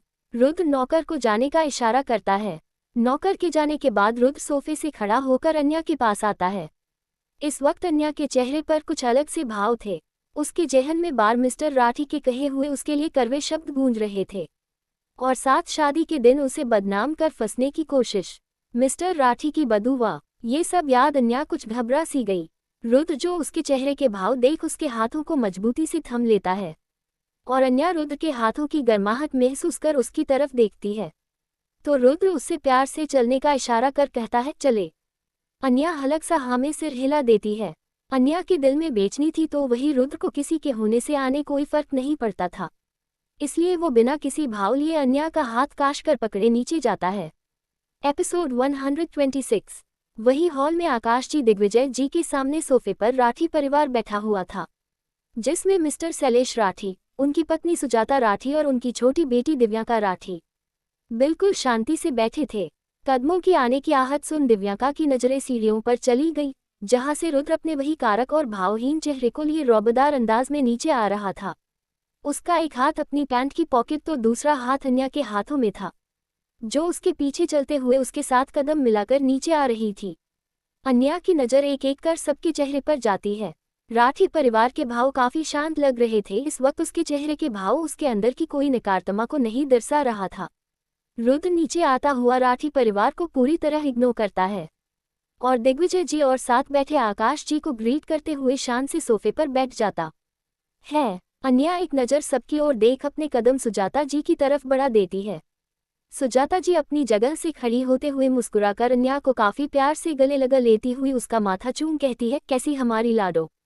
अन्या मुस्कुराते हुए कहती है, ठीक हूँ मासी माँ, आप बताएं आपकी तबीयत कैसी है। सुजाता जी मुस्कुराकर अन्या के गालों को प्यार से छू कर कहती है, अरे अपनी लाडो को देख लिया, बस अब तबीयत तो ठीक होना ही है। अन्या उनकी बात सुन मुस्कुरा देती है, फिर अपने कदम शैलेश राठी की तरफ बढ़ा देती है। नीचे झुक जैसे ही पाँव चुनने को होती है कि शैलेश राठी अपनी जगह से खड़ा होते हुए अन्या को रोक देते हैं और प्यार से एक बड़ी मुस्कान के साथ कहते हैं, बेटा क्यों हमें शर्मिंदा कर रही हो, अब इतने बड़े खानदान की बहू हमारे जैसे छोटे आदमी के पाँव छूते हुए अच्छा थोड़ी लगता है। शैलेश राठी की कही बात अन्या को बिल्कुल अच्छी नहीं लगी और साथ ही वहां बैठे दिग्विजय जी और आकाश जी को भी। अन्या कुछ कहती उससे पहले दिग्विजय जी अपनी कारक और रौबदार गंभीर आवाज लिए कहते हैं, अच्छा तो हमें भी नहीं लगता कि हमारी घर की बहू का सिर किसके भी आगे झुके, पर क्या करे हमारी बहू के संस्कार ऐसे नहीं है। राठी साहब की पैसे और रुतबे के शान में वो अपने संस्कार और बड़ों की इज्जत भूल जाए। आप ही अन्या के पिता समान है तो इसमें हैसियत कहाँ से आ गई। पिता का दर्जा तो हर अनमोल वस्तु से बढ़कर होता है। दिग्विजय जी की बात सुन शैलेश राठी अपनी बात को सही करते हुए काफी इज्जत से कहते हैं, आप सही है मिस्टर चौहान, पर हमें भी अच्छा नहीं लगेगा कि हमारी बेटी हमारे पाँव छुए। अन्या की देख उसके सिर पर हाथ फेरते हुए कहते हैं, क्योंकि बेटियों का आस्था तो दिल में होता है। हंसते हुए, और वैसे भी मेरा आशीर्वाद तो अन्या पर हमेशा बना रहेगा। अन्या उनकी बात बस कुछ न कहे हल्का मुस्कुरा देती है, फिर दिव्यानिक की तरफ बढ़ती है तो दिव्यबाग उसकी तरफ एक प्यारी स्माइल दिए उसके गले लग जाती है। सबसे मिलने के बाद अन्या रुद्र के पास जाकर बैठ जाती है और नौकरों को उनकी आओ भगत के इंतजाम का बोलती है। चारों तरफ एक पल के लिए सन्नाटा छह जाता है और उस शांत को चिढ़ते हुए अंदाज में रुद्र की आवाज गूंजती है, अगर मिलना मिलन हो गया हो तो यहाँ आने का कारण जानना चाहूंगा, मैं मिस्टर राठी। रुद्र के लहजे में कहीं ज्यादा रूखापन था, जिससे सुन मिस्टर राठी को खुद की बेइज्जती जैसी महसूस हुई, पर अपने बेइज्जती का घुट पीते हुए वो काफी नरमी से आगे बढ़कर उनके सामने खड़े होते हैं। फिर हाथ जोड़ अपना सिर झुका काफी शर्मिंदा भाव लिए कहते हैं, मिस्टर चौहान, मैं मेरी पत्नी और मेरी छोटी बेटी दिव्यांका, जिससे एक वक्त आपने अपने पोते के लिए पसंद किया था, उससे शादी के बंधन में बंध आप अपने पोते की पत्नी बनना चाहते थे। शैलेश राठी की बातें सुन सबके चेहरे पर कुछ अलग से भाव आ गए। वही अन्या अपना सिर झुकाए जैसे एक पल खुद को उस पल में वापस से महसूस करने लगी जब सबने उससे दिव्यानिक की छीनने वाली कहा था। वही रुद्र ने जब अपनी पत्नी के चेहरे पर मायूसी देखी तो वो उसका हाथ अपने हाथों में जकड़ते हुए मिस्टर राठी की बात को गुस्से में काटते हुए कहता है, बीती बातों को याद करने का वक्त आपके पास है मिस्टर राठी, मेरे पास नहीं, इसलिए बेहतर होगा बताओ को गोल गोल घुमाने की जगह सीधा मुद्दा बताया आने का। रुद्र के ऐसे कहने पर शैलेश राठी अपनी ही बात में दब से गए थे। जैसे उन्होंने कुछ सोचा रुद्र बिल्कुल उसके विपरीत था, इसलिए वो शर्मिंदा भाव लिए रुद्र से अपनी बात संभाल कहते हैं, हमने भी बीती बातों को याद करना पसंद नहीं है मिस्टर चौहान, हम तो यहाँ अपनी बेटी के उस वक्त की भूल को सुधारने आए हैं, आप सब ने माफ़ी मंगाने आए हैं। मैं मानता हूँ कि दिव्यनाग की उस हरकत के बाद आपके इज्जत पर बात आ चुकी थी, जिसके लिए मैं और मेरा पूरा परिवार काफ़ी शर्मिंदा है। अब तो हमारी वैसी इज्जत ही नहीं, एक बेटी मंडप से भाग गई तो दूसरी का रिश्ता मंडप पर टूट गया, ये एक पिता के लिए सबसे बड़ी सजा होती है। हम बस यहाँ आप सबसे अपनी उस पुरानी गलती की माफ़ी मांग एक नई शुरुआत करना चाहते हैं, बस हमें माफ़ कर दे। रुद्र उनकी माफ़ी सुन एक तंज की हल्की हंसी के साथ कहता है, माफ़ी मंगाने में आपने कुछ ज़्यादा जल्दी नहीं कर दी मिस्टर राठी। शैलेश राठी रुद्र के इस बात पे खामोश से पड़ गए। ये देख रुद्र अपनी जगह से खड़े होते हुए काफ़ी बेपरवाही से कहता है, और वैसे भी मुझे आपकी माफ़ी में न तब कोई इंटरेस्ट था न अब, इसलिए बेहतर होगा कि आप अपना बचा हुआ वक्त यहाँ जाया न करें। इतना बोल रुद्र जाने के लिए मुड़ता है, तभी उसके कानों में दिव्यांका की आवाज़ पड़ती है, मिस्टर चौहान। रुद्र इस आवाज़ सुन पलट कर देखता है तो दिव्यांका उसके तरफ बढ़ अपना हाथ जोड़ते हुए काफ़ी नर्म भाव से कहती है, मिस्टर चौहान, मैं आपको न तब जानती थी न अब, लेकिन फिर भी मैं आपसे अपनी उस गलती माफ़ी मांगती हूँ। फिर सबकी तरफ देख कहती है, इनफैक्ट मैं आप सब से माफ़ी मांगती हूँ। फिर अन्या के पास जाकर उसका हाथ पकड़ कहती है, और सबसे ज्यादा मैं तुमसे माफ़ी मंगाना चाहती हूँ Anya. I am really sorry. मैं तुम्हारी सबसे बड़ी गुनहगार हूँ, जिसके लिए मैं बहुत शर्मिंदा हूँ। तुम तो मुझे बचपन से जानती हो न अन्या, मैं हूँ थोड़ी जल्दबाजी में बिना सोचे कदम उठाने वाली, बिना परिणाम सोचे। पर मुझे नहीं पता था कि मेरी गलती की सज़ा तुझे मिल जाएगी। मैं तुमसे बहुत माफ़ी मंगना चाहती थी, पर हिम्मत नहीं थी कि मैं तुमसे इस गिल्ट को लिए फेस करूं। और उस दिन एयरपोर्ट पे मैंने जो कहा, जो मेरे ईगो में गुस्से का कारण था, सच में मेरे दिल में तेरे लिए कोई गिला नहीं है। इनफैक्ट मैं बहुत खुश तेरी खुशी देखकर। दिव्या बक अपने आंखों में आंसू लिए कहती है। कोष्टक योजक चिन्ह। इसलिए मैं भी सब भुलाकर अपनी जिंदगी का नई शुरुआत करना चाहती थी, जो मैं कर भी की थी। पर मिस्टर चौहान ने बिना मेरी काबिलियत को परखे मुझे मौका तक नहीं दिया। क्या मेरी गलती इतनी बड़ी है कि मेरी काबिलियत पर सवाल उठने लगे हैं? तू ही बता। चल ठीक है, तेरी खातिर भी मैं अब ये सजा क्यों कबूल कर लूंगी। समझा लूंगी अपनी सोई किस्मत को कि अब खुशियां मेरे रास्ता नहीं ताकेगी। दिव्या के आंसू, उसके जज्बात, उसकी माफ़ी देख अन्या का दिल पिघलने लगा था। वो उसके आंसू पोंछ उससे चुप होने का कहती है। देख दिव्या का, चुप हो जा। मेरे भी दिल में तेरे लिए कुछ भी नहीं है। मैंने तो तुझे तभी माफ़ कर दिया था जब मेरे जिंदगी में रुद्र का साथ मिला। सच्ची। और इन्होंने मौका नहीं दिया से क्या मतलब है? दिव्या का अन्या की बात सुन उसके गले लगा कर कहती है। मैं जानती थी पूरी दुनिया एक तू ही है जो मुझे मुझसे भी ज़्यादा समझती है। चल छोड़ ना, मौका ना मिलना तो किस्मत में ही होता है। शायद मेरी किस्मत मेरी काबिलियत से बढ़ नहीं है। इतना दिव्या का एक फीकी हंसी देती है, जिससे देख अन्या को कुछ समझ नहीं आता कि आखिर बात क्या हो रही है। वो उसके बचे हुए आंसू पोंछती है। वही खड़ा रुद्र दिव्या के आंसू को घूर रहा था। वो बार बार इनडायरेक्ट वे में खुद पर सवाल उठता देख रहा था और साथ ही अपने झूठे आंसुओं में अन्या को डूबा रही थी, जिससे वो गुस्से में अपनी मुठिया भींचते हुए कहता है। मिस दिव्या राठी, मैंने तुम्हारी काबिलियत पर नहीं, तुम्हारे नियत पर सवाल उठाए हैं। और मैं अपनी कंपनी में काबिलियत से ज़्यादा उस इंसान को रखना पसंद करता हूँ जो अपनी बात पे खड़े रहते हैं, यूं बीच मजदर में पीछे नहीं हटते। दिव्या का रुद्र की बात सुन काफ़ी नरमी से कहती है। Sorry to interrupt you mister Chauhan, पर आप किसी के पुराने अनजाने में की गई गलती पर उससे जज कर रहे हैं। आप मुझे मौका तक नहीं दिया खुद को सही साबित करने का। फिर भी मैंने कोई सवाल नहीं किया आपसे, क्योंकि मैं कोई तमसा नहीं चाहती हूँ, बस माफ़ी चाहती हूँ आपसे, आपके परिवार से और सबसे, अपनी जान से भी प्यारी बहन। शायद यही सजा है। इतना बोल दिव्या का अपना सिर झुकाए रोने लगती है। अपनी बेटी का रोना देख सुजाता जी उससे चुप करवाती है। अन्या को भी काफ़ी बुरा लगता है रुद्र का ऐसा रूड बिहेवियर देखकर। दिग्विजय जी मामले की गंभीरता देख बात संभालते हुए कहते हैं। मिस्टर राठी, रुद्र की बातों का बुरा मत माने। वो शुरू से ऐसा है, एक बार अगर किसी ने उससे धोखा दे दिया तो वापस से वो भरोसा नहीं करता आसानी से। शैलेश राठी। दिग्विजय जी बात सुन उनके पैरों पर गिर काफ़ी दुखी भाव से कहते हैं। मिस्टर चौहान, हम सच में अपनी पुरानी गलती के लिए माफ़ी मांगते हैं, पर हमारी बेटी को आप कल की गलती की सजा न दे। आप तो जानते ही हैं कि रुद्र ने हमारा क्या हाल किया है, जिसके लिए हम शिकायत नहीं कर रहे हैं। हमने उससे कबूल भी कर लिया है अपनी गलती सजा मानकर, पर अपनी बेटी को यूं नहीं देख सकते। उसका सपना था कि वो चौहान इंस्टीट्यूट में काम करे, जो पूरा भी हुआ, पर वहां से निकले जाने के बाद तो आप जानते हैं उससे कहीं भी अपनी काबिलियत साबित करने का मौका नहीं मिलेगा। इसलिए मैं चाहता हूं कि आप अपना बड़पन दिखाकर कृपया उससे एक मौके देकर तो देखें। रुद्र शैलेश राठी की बात सुन गुस्से में उससे घूरता हुआ अपने दांतों भींचकर कहता है। मौका उससे दिया जाता है जो उसके लायक हो, और मेरे लिए आप सब यहाँ खोने के भी लायक नहीं है। दिग्विजय जी रुद्र का इतना बेरुखी वाला लिहाजा सुन कारक आवाज में कहते हैं। रुद्र, ये क्या तरीका है बात करने का? रुद्र एक छोटी हंसी उड़ते हुए कहता है। तरीका वही है दादाजी जो होना चाहिए। इतना बोल रुद्र वहां से गुस्से में चला जाता है। वही दिग्विजय जी एक ठंडी आह भरते हैं रुद्र के बिहेव पर, क्योंकि कहीं न कहीं रुद्र की बातें और उसका बिहेवियर सही ही था, पर दिग्विजय कुछ बोल पाए क्योंकि यहाँ बात अन्या से जुड़ी थी। वो जानते थे ये मामला रुद्र एक नॉर्मल एक दुश्मन के रूप में निभा रहा है, जबकि इस दुश्मन का जुड़ाव सीधा उसकी पत्नी से था।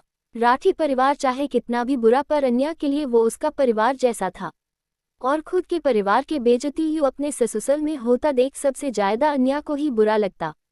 यहाँ सिर्फ एक दुश्मनी नहीं बल्कि रिश्ते भी थे, एक नाजुक रिश्ता। अन्या कुछ कहती नहीं, पर दिल में चोट उसके भी आई थी।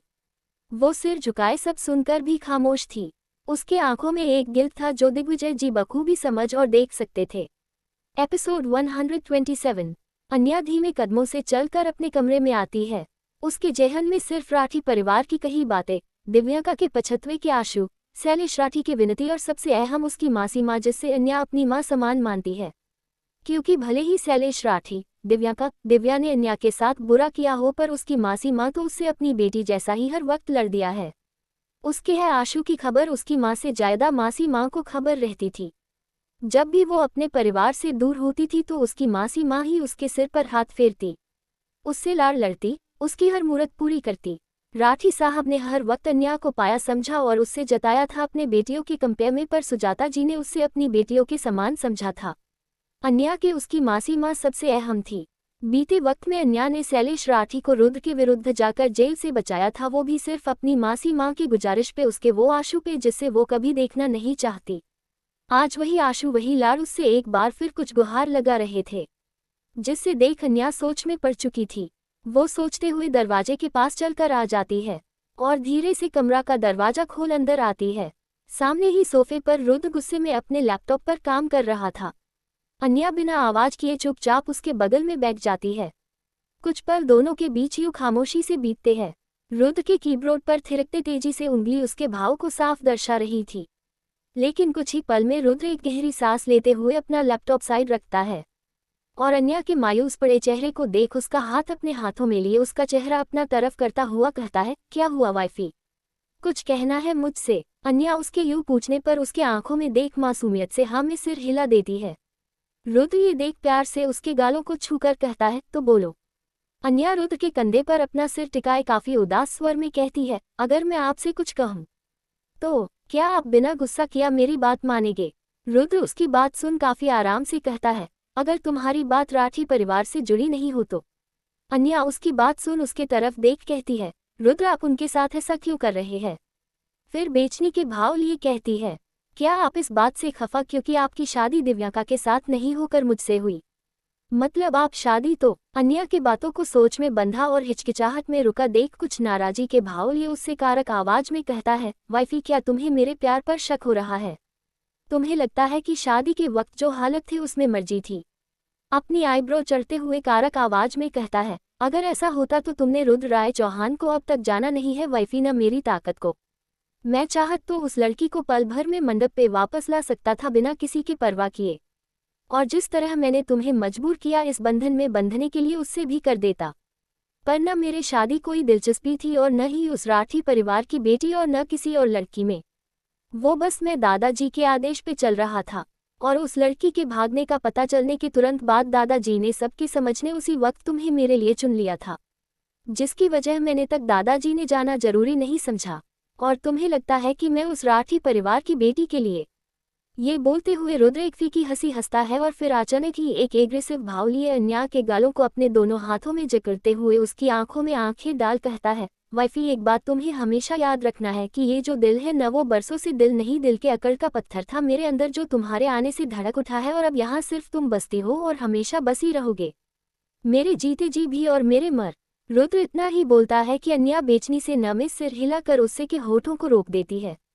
फिर अपनी आंखों में नमी लिए उसे देखती हुई कहती है, अगर मोहब्बत में हूँ, सब कुछ मैं हूँ आपकी, तो ये दुश्मनी क्यों बेवजह के बैर रखना है आपने दिल में किसके लिए? जब दिव्यांका कोई नहीं लगती आपकी तो एक अजनबी की तरह उससे एक मौका दे, ऐसा समझे कि वो आपके लिए सिर्फ एक अजनबी है। रुद्र अन्या के आंखों में नमी देख काफी बेचैनी हो जाता है। वो झटके से अन्या को अपनी गोद में बैठता हुआ उसके चेहरे को अपनी हाथों में भर प्यार से कहता है, वाइफी तुम ऐसी क्यों हो? क्यों लोगों के गलती को नजरअंदाज कर किसका भला सोचना चाहती हो? तुम भूल गई वो वही राठी परिवार है जिसके वहां से तुम्हारे इज्जत पर उंगली उठी थी।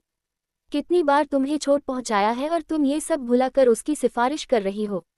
इतना भोला बनकर दुनिया को देखना भी ठीक नहीं है।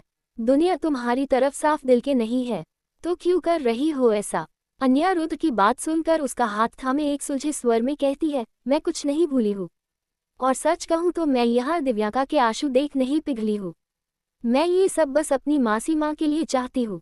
आखिर उन्होंने मुझसे कुछ मांग है तो मैं वही पूरा करना चाहती हूँ। रुद्र आप नहीं जानते वो मेरे लिए बहुत मायने रखती है। अगर जज्बात में उसके लिए बहकर मैं कोई गलत कदम भी उठा लूँ न मुझे अफसोस होने भी अफसोस होगा।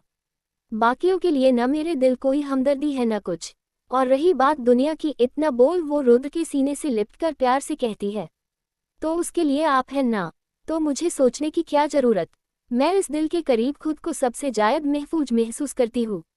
रुद्र अन्या की बात सुन हल्का मुस्कुरा कर कहता है, और अगर कभी मैं न रहूं तो। रुद्र की बात सुन अन्या झटके से उससे दूर होते हुए उससे नाराजगी से देख उसके शर्ट को काश कर पकड़ कहती है, खबर ऐसा कभी सोचा भी? आप हो, मैं हूँ, हमारा परिवार है, आपके बिना तो मैं कुछ इमेजिन भी नहीं कर सकती। मेरी ताकत, मेरी हिम्मत, मेरा प्यार, मेरा सब सिर्फ अब से शुरू होता है और आप पर खत्म। इसलिए आज के बाद ऐसा कभी मत बोलना। इतना बोल अन्या वापस से रुद्र के सीने से लिपट जाती है। रुद्र उसकी बात सुन एक सुकून की छोटी सी मुस्कान लिए अन्या को अपनी बाहों में जकड़ लेता है और प्यार से उसके माथे पर किस करता है। दोनों उस पल में सुकून महसूस करते हैं एक दूसरे के करीब होने से। अन्या की इस मान को लेकर एक पल रुद्र ने सोचा, पर फिर उसने उसे मंजूरी दे दी, क्योंकि सच में उससे दिव्यांका से कोई मतलब था। वो अगर उससे मौका नहीं देना चाहता था, इसका यही कारण था कि वो दिव्यांका से खफा था अन्या को लेकर, और सबसे ज्यादा राठी परिवार से। वो चाहे तो सब एक पल में उनका नाम मिटा दे, पर मिटने से ज्यादा तड़प में मजा है, ये रुद्र आंचे से जनता था। वही अन्या जो दिव्यांका को बचपन से जानती थी, जिसकी एक हल्की सी छींक की वजह भी अच्छी समझ जाती थी। वो वहाँ इस बात को लेकर कुछ बेचैन जरूर थी, पर अब कमजोर नहीं। वो जैसे दिव्यांका के नाम के भवनदार के लिए तैयार थी, क्योंकि रुद्र उसके साथ था।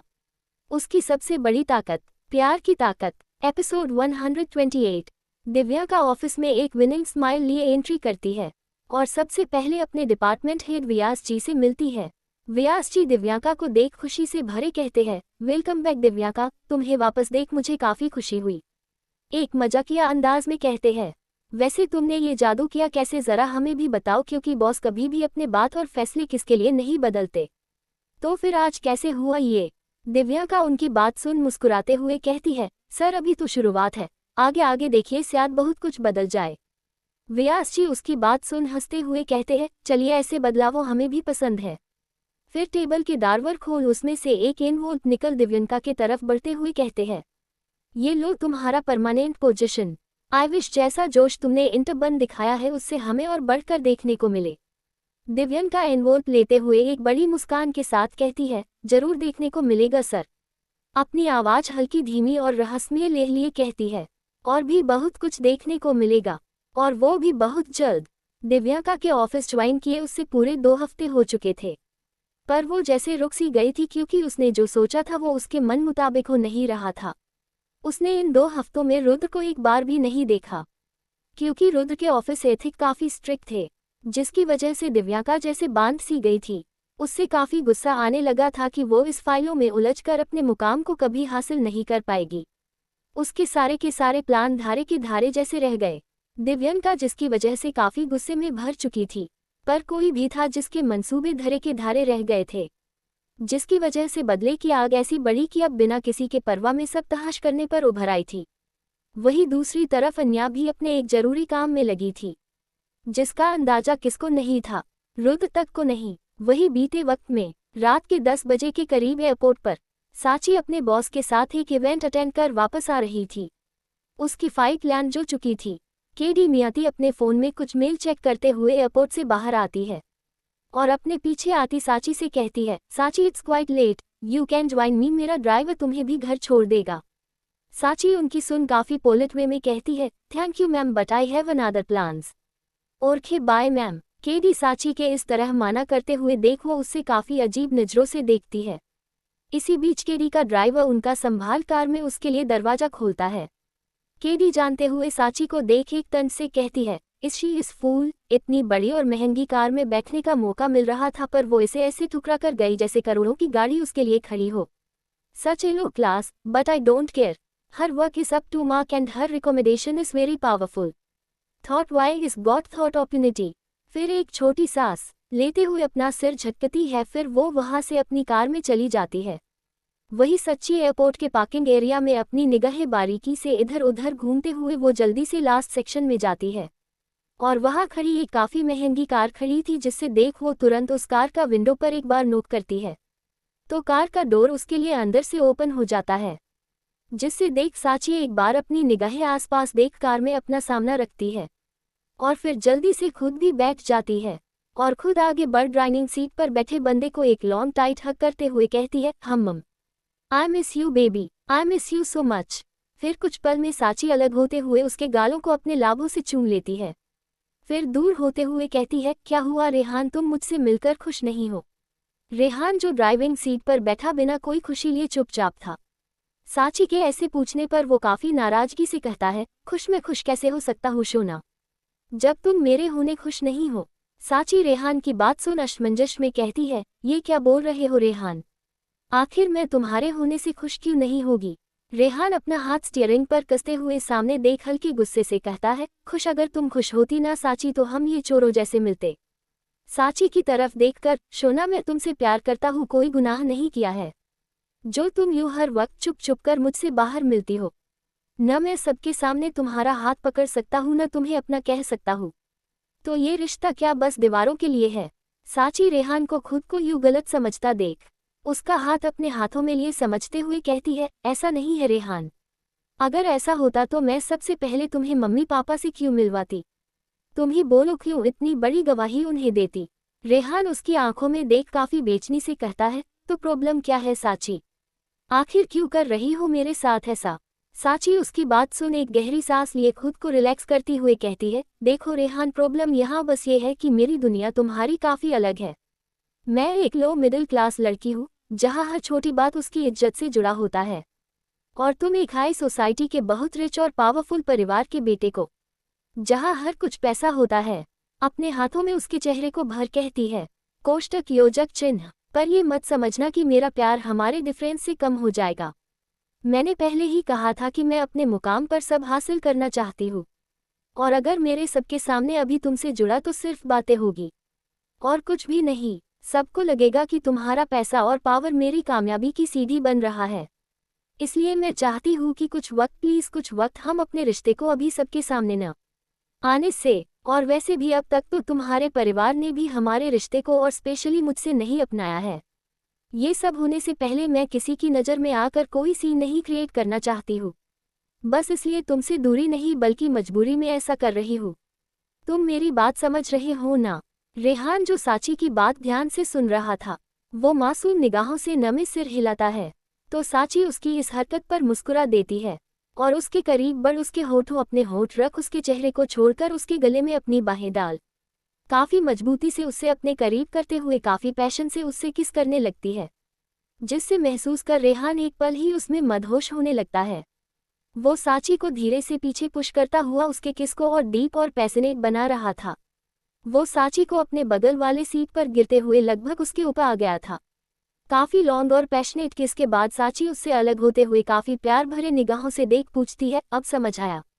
रेहान अब मुस्कुरा देता है और प्यार से उसके गालों को सहलाते हुए प्यार में शरारत लिए कहता है, सासू माँ को कह दो उनकी बेटी आज घर नहीं जाने वाली, वो उनके प्यारे सन इन लॉ को समझने वाली है अपनी बात। ये सुन साची धीरे से अपनी लिप को काफी इंटेंस से बाइट करते हुए कहती है, अगर मैं कहूँ कि तुम्हारे सासू माँ को पता है तो? रेहान साची के चेहरे से उसके बदन तक हाथ फिराते हुए उसके हाथों को जकड़ कहता है, तो आज कोई मुझे रोक नहीं पाएगा शोना। साची हंसते हुए कहती है, अच्छा, यहाँ कुछ वियर्ड चॉइस नहीं है मम्मी के दामाद की? साची की बात सुन रेहान भी एक नज़र आसपास देखता है। वो लोग अब तक पार्किंग अलॉट में थी। ये देख रेहान झटके से साची के गले पे एक बाइट करता हुआ कहता है, वेट शोना, अभी तो चॉइस की लिस्ट बाकी है सासू माँ के दामाद की। इतना बोल रेहान जल्दी से वापस ड्राइविंग सीट पर आ जाता है और कार को तेज रफ्तार में वहां से लिए निकल जाता है। एपिसोड 129, रुद्र का ऑफिस। रुद्र अपने कुछ क्लाइंट के साथ एक काफी इंपॉर्टेंट मीटिंग में बिजी था। उसका पूरा फोकस मीटिंग के कॉन्टेक्ट पर था, लेकिन तभी उसका ध्यान टेबल पर रखे अपने फोन पर जाता है, जो काफी वक्त से बाज रहा था, और स्लाइंट होने की वजह से उसका ध्यान उस पर नहीं जा रहा था। वो सरसरी नज़र जब उस पर फ्लैश हो रहे हैं नाम पर जाता है, तो उसकी भौं आपस में जुड़कर चढ़ जाती है। वो बिना किसी की परवाह किए झट से फोन उठाकर अपने कान में लगता है, और फोन के दूसरे साइड आ रही खबर सुन के बीते वक्त के साथ रुद्र का एक अलग ही रूप बाहर आने लगता है। 30 सेकंड के अंदर ही रुद्र के भावहीन चेहरे पर गुस्सा और तबाही नजर आने लगती है। उसकी अब आंखों में अब तक जैसे खून उतर आया हो और साथ ही अपनी मुठिया इतने काशकर भींच रखी थी, हाथों के नाश तक तन चुके थे। वो अपना फोन रखते हुए अचानक ही खड़ा होते हुए अपने टेबल को जोर से लात मार पीछे पुश करता हुआ मीटिंग रूम में गुस्से के उबाल लिए बाहर चला जाता है। मीटिंग रूम में मजबूत एक एक शख्स हैरान परेशान दिख रहे थे, क्योंकि अचानक रुद्र का इतना विपरीत बिहेवियर सबसे लिए आश्चर्यजनक था। सब एक दूसरे के चेहरे देख वजह जाने की कोशिश कर रहे थे, पर सबके चेहरे पर सवाल ही सवाल नजर आ रहे थे। जवाब का नाम ही नहीं। पूरे हॉल में सिर्फ शांति छाई हुई थी, और साथ ही रुद्र का यूं जाना वहां बैठे क्लाइंट के लिए अपनी इंसल्ट जैसा था। पर रुद्र बिना किसी की परवाह किए वहां से निकल चुका था। रुद्र जैसे ही गुस्से में रूम से बाहर आता है तो वो सीधा बिना एक पल गवाए लिफ्ट की तरफ तेज कदमों से चल देता है, और साथ ही वैसे ही चलते चलते ही अपनी टाई लूज करता है। और ठीक उसके पीछे आ रहे जियान से काफी गुस्से वाले लहजे में भड़ के अंदाज में कहता है, जियान कहाँ है वो? जियान, जो अपने बॉस के गुस्से के कारण से बखूबी वाकिफ था, वो तुरंत कहता है, बॉस हम ट्रैक कर रहे हैं उससे, पर इस बार वो हमारी सोच से 2 कदम आगे चल रहा है। उसका लोकेशन एक साथ 5 जगहों पे शो कर रहा है। असल क्या है हमें अब तक पता नहीं चला। दोनों लिफ्ट में आ चुके थे, और जियान से तुरंत टॉप फ्लोर कर बटन दबाते हुए कहता है, मैंने सारे गुड्स को अलर्ट कर दिया।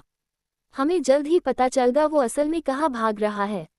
रुद्र गुस्से में भड़कते हुए जियान की एक कॉलर पकड़ कर कहता है, मेरे पास वक्त नहीं है जियान ये सारी दोपैच खेलने का, मुझे चाहिए वो हर हाल में।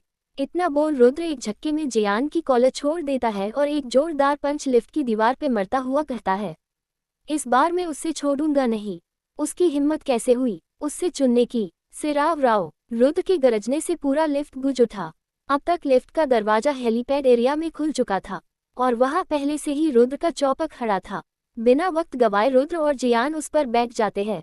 जियान तुरंत की रुद्र को अपने आईपैड में कुछ अलग अलग लोकेशन दिखाते हुए कहता है, बॉस ये कुछ लोकेशन है जहां सिराव के भागने के ट्रेस दिख रहे हैं, पर हम एस्केप का कुछ पता नहीं चल रहा है। बस इतना पता है वो यहाँ से निकल चुका है। रुद्र उस सारे लोकेशन को गौर से देखते हुए कहता है, एयरपोर्ट चलो, मुझे उसके सारे लोकेशन पर उससे पहुंचे से पहले पहुंचना है। इस बार उसने बहुत गलत मोड़ ले लिया है। मौत और जिंदगी दोनों के लिए न तरसा तो मैं भी रुद्र नहीं। रुद्र के आंखों में कहर और दिल में एक डर था, जो आज सच में एक सैलाब लाने पर था। वही मुंबई से कोसों दूर एक दूसरे राज्य राजस्थान में एक साथ 5 कार रेगिस्तान के बीचों बीच सड़कों पर भाग रही थी। आसपास सिर्फ रेत रेत और सिर्फ रेत देख रहे थे। न दूर तक किसके होने का आभास था किसके रहने का। चारों गरिया काफी सारे गुड्स और ट्रेन लोगों से भरी थी। वही मिडिल कार में सिराव राव बैठा अपने बगल वाली सीट में बैठी लड़की को एक टैग देख रहा था। उसके चेहरे पर एक अलग ही नूर था, वो जैसे जीत का हो, खुशी का हो और सुकून का हो, पाने का हो। वो एक टैग अपने होठों पर उंगली रख किसी सोच में घूम था। वो उस लड़की को बड़े प्यार से देख कहता है, वैसे माना पड़ेगा अलीशा ने जाते जाते भी मुझे क्या हीरा दिया है, इसके आगे तो कोहिनूर भी फीका है। तभी उसका फोन बजाता है।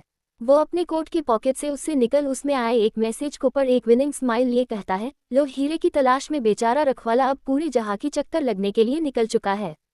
वाइस, मुझे पता था कि हीरे के खोने से रखवाला तो सोचना समझा ही भूल जाएगा और मेरे उंगलियों पर नाचना शुरू कर देगा।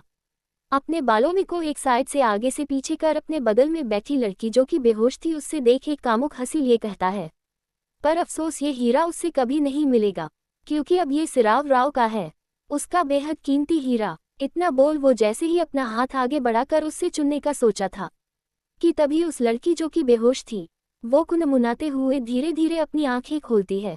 उसका सिर और गर्दन उससे बड़ी सा लग रहा था, जिसकी वजह से वो अपने हाथ को वहां चुनने की कोशिश करती है, पर उससे अपने हाथ जकड़े हुए महसूस होते हैं। ये देख वो जैसे ही धीरे धीरे अपनी आंखें खोल अपने हाथ को देखती है तो वो रस्सी में बंधे होते हैं। तभी उसकी अधखुली नज़र खिड़की से दिखते रेत के पहाड़ों पर जाती है। वो सब उससे हैरान कर ही रहा था कि तभी उसके कानों में एक कामुक आवाज पड़ती है, तो आप उठ गई मिस अन्या रुद्र राय चौहान। ये आवाज सुन वो लड़की जैसे ही मुड़कर अपने बगल में देखती है तो वो काफी ज्यादा चौंक जाती है, क्योंकि अन्या के सामने एक अजनबी इंसान बैठा उससे काफी अलग नजरों से देख रहा था, और अब तक उससे अपनी सिचुएशन तक समझ नहीं आई थी। अन्या आसपास अपनी एक नज़र घुमाकर कुछ सकुचाए आवाज में कहती है, आप कौन और मुझे ऐसे कहाँ ले जा रहे हैं? मैं कहाँ हूँ? सिराव अन्या की सुन एक मंत्र मुक्त वाले एक्सप्रेस लिए कहता है, वहाँ जितनी सूरत आकर्षित है आवाज तो उससे भी कहीं ज्यादा मीठी है। सच कहते हैं कभी कभी भगवान न बहुत भेदभाव करते हैं किसको रंग रूप दौलत, शोहरत, इज्जत, पावर, खदान सब कुछ बिना किसी तकलीफ के दे देते हैं। फिर कुछ नफरत और गुस्से के भाव लिए और किसको हर एक चीज के लिए तड़प कर मोहताज बनते हैं। हर चीज को पाने के लिए उससे खुद के साथ हर जहां से लड़ना पड़ता है। अन्या की तरफ देख एक अफसोस के साथ कहता है, बड़ी नाइंसाफी है न। अन्या जो उसकी बात का मतलब समझ नहीं पा रही थी और साथ ही उससे देख उससे एक अनजाना सा डर सता रहा था।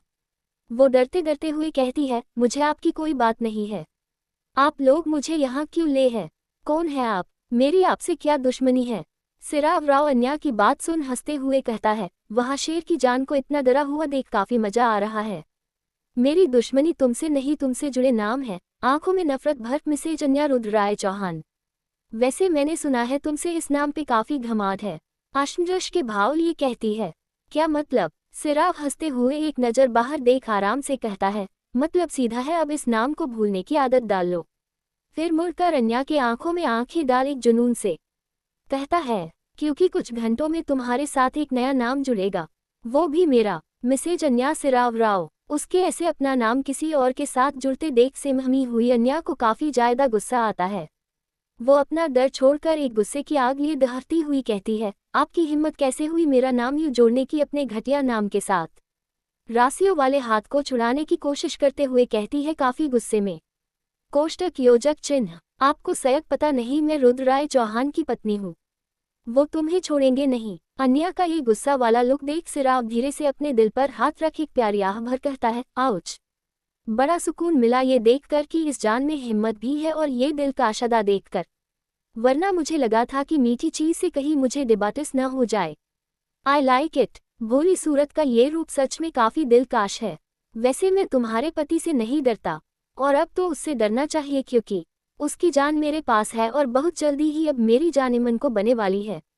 अन्या उसकी बात सुन उससे काफी नागावरी के साथ देखती है और उसकी बातों को इग्नोर करती हुई खुद को छुड़ाने का उपाय सोचने लगती है। वो आसपास देख जल्द ही अपनी नजरें फेर खिड़की से बाहर देख सोचती है, ये मैं कहाँ फंस गई? यहाँ तो सिर्फ रेत है, मैं बचकर कहाँ जाऊँ?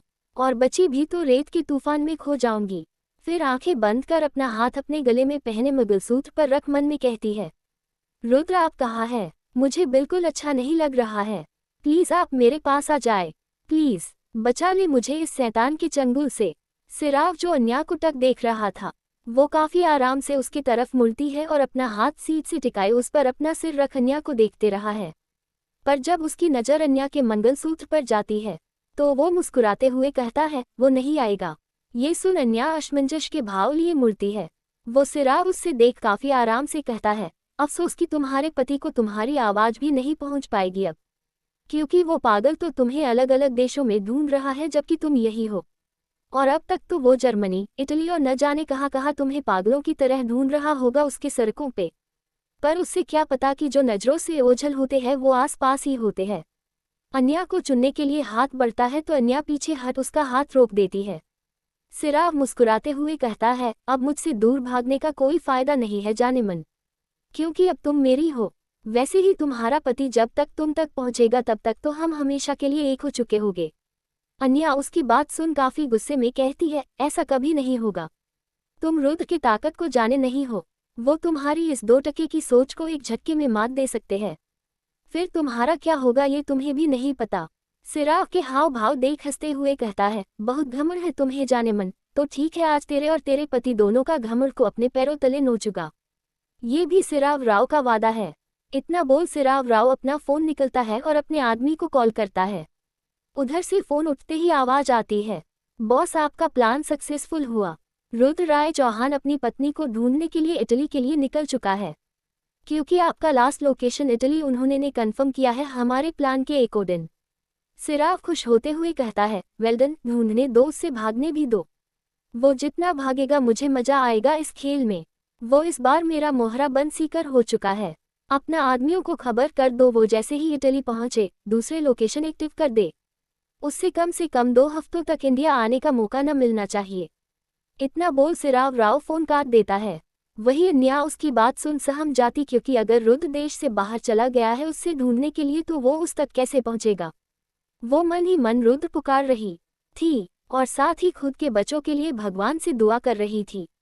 पर वही सिराव राव अपने चेहरे पर एक विनिंग स्माइल लिए अपने अगले कदम की ओर तेजी से बढ़ रहा था, जहां वो रुद्र को ऐसे दर्द देने की प्लानिंग कर चुका था कि उसकी सांसें भी सिराव के कदमों के नीचे थी। एपिसोड 130। सिराव अपने मास्टर प्लान को कामयाब होते देख काफी ज्यादा खुश हो रहा था।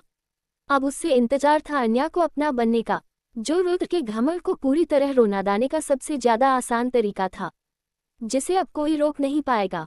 ये प्लानिंग न जाने उसने महीनों से करके रखी थी, पर रुद्र के नजरों से उसके हीरे को छुड़ाना उसके लिए नामुमकिन सा था। अन्या के बॉडीगार्ड हर वक्त उसके साथ रहते थे, और बॉडीगार्ड के अलावा उसके आसपास ऐसे शोज भी रहते थे जो हर वक्त साया बन उसके आसपास रहते थे।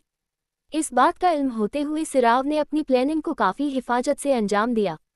जब अन्या किसी काम के सिलसिले में आकाश जी के साथ आश्रम गई थी, अन्या के गायब होते ज्यादा वक्त नहीं हुआ था, पर वो 3-4 घंटे भी रुद्र के लिए काफी मुश्किल थे। अन्या चुपचाप खामोश सी बस रुद्र को याद आ रही थी और साथ ही खुद के बचने का एक मौका ढूंढ रही थी। पर कार न एक पल को रुकी, न एक पल को उसकी रफ्तार कम हुई। सिराव जो एकटक अन्या को एक अलग ही नशे भरी नजरों से देख रहा था, वो मुस्कुराते हुए अपना हाथ आगे करते हुए अन्या को चुनने की कोशिश करता है, पर अन्या वक्त रहते पीछे हट उसका हाथ झटक कर गुस्से में कहती है, खबरदार अपनी हद तोड़ी तो मेरे पास मत आना। सिराव हंसते हुए कहता है, जाने मन कुछ देर में तो सारी हद टूटने वाली है, तो फिर अभी रोक कर क्या फायदा। वैसे भी जितना मैं तुम्हें देखता उतना ही तुम्हारे तरफ खींचे चला आता हूँ। फिर सोचने वाले अंदाज में अपने चीन पर हाथ फिरते हुए, वैसे तभी मैं सोचूं कि रुद्र जैसा बेदिल इंसान तुम्हारे प्यार में कैसे पड़ गया। तुम सच में काफी खूबसूरत हो। अब रहा जाता तुमसे दूर, मेरा दिल तो तुम्हें देख धड़कना ही भूल गया हो। अन्या उसकी बात सुन अपनी आंखें दिखाते हुए कहती है, खूबसूरती पे मिटने वाले इंसान दिल की बातें नहीं करते, और वैसे भी जितनी बातें बनना है बना लो, लेकिन तुम्हारी ख्वाहिश कभी कामयाब नहीं होगी। सिराव अन्या की बात सुन हंसते हुए उसके करीब बढ़ते लगता हुए काफी लालसी नजरों से कहता है, तो ठीक है, कामयाबी के इंतजार में बिना वक्त जाया करते कुछ चख ही लिया जाए। अन्या दरवाजे की साइड डूबने लगती है कि अचानक ही कार के नीचे जैसे कुछ आया हो और कार मिसबैलेंस होते बची हो। कार कुछ दूर आगे बढ़ते हुए एक जोर की ब्रेक लिए रुकती है, साथ ही आगे पीछे की सारी गाड़ियां रुकती है। इस झटके से सिराव संभाल नहीं पता और अपने बढ़ने की क्रम में वो सीधा अपने मुंह के बाल अन्या के पैरों के पास गिरता है। अन्या ने तो सीट पकड़ खुद को संभाल लिए, तो सिराव की ऐसी हालत देख उससे हंसी के साथ एक खुशी भी हो रही थी। वो ताना देने वाले अंदाज में कहती है, कामयाबी का स्वाद चखने की जगह औकात की दुलचक जरूर मजा आया होगा ना। अन्या की बात को सुन सिराव अपनी बेइज्जती महसूस करता हुआ उससे काफी गुस्से में देखता हुआ खुद को संभलता है। उसका आदमी पीछे मुड़ फिकर से पूछते हुए कहता है, बॉस आप ठीक तो है। सिराव गुस्से वाली नजर लिए गुस्से में अपने आदमी और ड्राइवर को घूरता है। ड्राइवर अपने माथे का पसीना पोंछते हुए सहमी आवाज में कहता है, बॉस से याद अचानक पत्थर आने की वजह से ये हुआ है। रेत में मुझे वो दिखाई नहीं दिया। सिराव गुस्से में कर पता कि तब तक उससे अपने कानों में दरवाजा खुलने की आवाज पड़ती है, जो अन्या ने अपने साइड का खोल भागने के लिए खोला था। अन्या को भागता हुआ देख सिराव और भी ज्यादा गुस्से से फटते हुए कहता है, कैट हट, वो बचनी नहीं चाहिए। आह, इतना बोल वो भी अपने पॉकेट से गन लिए कार से बाहर आ जाता है और अन्या को देख काफी गुस्से में उसकी तरफ बढ़ जाता है। बेचारी अन्या, मौका तो मिला पर अधूरा सा। वो सिराव की कार से तो निकल गई, पर 10 कदम भागने से पहले ही सिराव के आसपास कार में बैठे बॉडीगार्ड ने अन्या को पल भर में पकड़ लिया और उसके ऊपर चारों तरफ से बंदूक तान दी। ये सब अन्या के लिए एक फिल्मों जैसा था, बिल्कुल नया और हट। उसने तो असल बंदूक भी नहीं देखी शादी से पहले, और शायद ही उसने कभी सोचा था कि वो सारी बंदूक इसके सिर पर यूं चढ़ी हुई होगी। सिराव अपना गन लोड कर अन्या के पास आते हुए कहता है, तुम्हें क्या लगा जानेमन तुम मेरे चंगुल से इतनी आसानी से बचकर भाग जाओगी। अन्या के करीब पहुंच उसका जबड़ा अपने हाथों में दबोचते हुए उसे अपनी आंखों में देखने के लिए मजबूर करता है और अपने दांत को पिसते हुए कहता है, तुम्हें पता है जितनी आशिकी मुझे तुम्हें पन्ने की है, न उससे ज्यादा नफरत मैं तुम्हारे पति से करता हूँ। सो बेबी, मेरी नफरत को चैलेंज मत करो, वरना अपनी नफरत की आग तुम्हें एक पल में हवा कर सकता हूँ, और फिर तुम और तुम्हारा वो पति रुद्र मिलते रहना हवाओं के बीच। अन्या उसकी बात सुन सच में इस बार डर से कौपसी गई थी। उसके आंखों में आंसू उतारा आए। सिराव की बातें, उसके हाव भाव अब अन्या को डरा से रहे थे, क्योंकि उसने उसके आंखों में इस वक्त आग देखी, वो भी नफरत की आग। सिराव झटके से अन्या के जबड़े को छोड़ देता है और उसका हाथ को दबोचते हुए उससे अपनी कार की तरफ वापस ले जाने लागत है।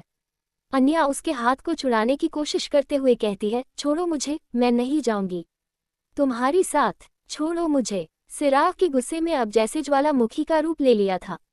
वो झटके से अन्या की तरफ मुड़ता है और अपनी ताकत लगाते हुए अन्या को आगे की तरफ धकेल देता है। जमीन में कुछ सख्त रेतों के पत्थरों के कारण अन्य के हाथ बाहें चीर सी जाती है, पर वो अपने बंधे हाथों को संभालते हुए उठने को होती ही है कि सिराग गुस्से में उसके बाल पकड़ उससे खींचते हुए ऊपर उठता है और काफी ज्यादा नफरत लिए कहता है, मुझे ये न सुनने आदत नहीं है, समझी? और जाने मन तुम जाना नहीं चाहती तो ठीक है, अब जो होगा यही होगा, सबके सामने होगा। सिराग अन्या के सामने अपनी गन लोडकर उससे देखता है। ये देख तो अन्या की जैसे सांसें थामने लगती है, डर से पसीने की बूंदें चालक आती है। सिराग अपनी गन अन्य की तरफ पॉइंट करते हुए एक डेविल स्माइल लिए कहता है, गॉड बाय स्वीट हॉट। इतना बोल जैसे ही ट्रिगर दबाता है कि अन्या अपनी आंखें मिच लेती है, पर अचानक ही सिराग के हाथ से बंदूक छूट जाती है और उसके हाथों से खून रिसने लगता है।